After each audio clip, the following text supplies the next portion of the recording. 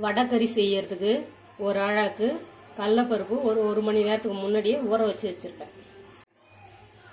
இந்த கடலைப்பருப்பை இந்த மிக்ஸி ஜாரில் போட்டு அரைச்சிக்கலாம். உப்பு தேவையான அளவு உப்பு, எண்ணெயை சூடு பண்ணி வடையை போட்டு எடுத்துக்கலாம். இந்த அளவுக்கு வெள்ளையாக இருக்கும்போதே எடுத்துக்கலாம். இந்த அளவுக்கு வெள்ளையாக இருக்கிற அளவுக்கு வேக வச்சு எடுத்துக்கணும். 2 ஸ்பூன் எண்ணெய் ஊற்றிக்கலாம்.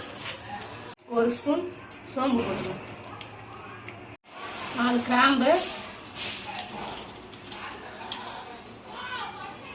2 துண்டு பட்டை. மசாலா பொருட்கள் எல்லாம் வறந்துடுச்சு. இப்போ வந்து வெங்காயமும் பச்சை மிளகாய்.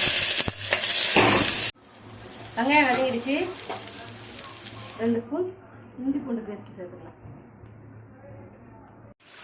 சின்னதாக ஒரு தக்காளி எடுத்து பொடியை கட் பண்ணி போட்டுக்கலாம்.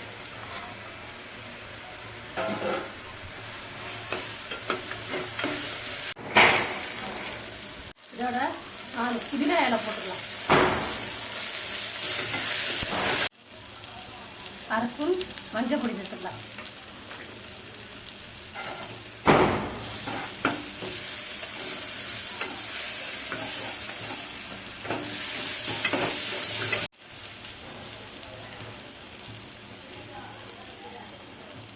அரை ஸ்பூன் மிளகாய்,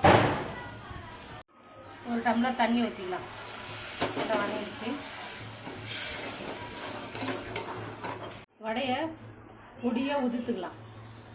உதுத்த வடையை இந்த மசாலாவில் கலந்துக்கலாம்.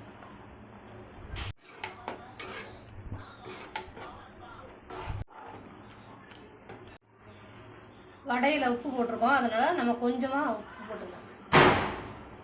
குக்கர் மூடி 2 விசில் வச்சுக்கலாம். 2 விசில் வந்து விசில் குறைஞ்சிடுச்சு.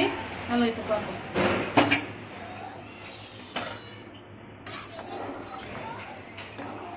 வடைக்கறி நல்லா வந்திருக்கு. எடுத்து சாப்பிடுவோம்.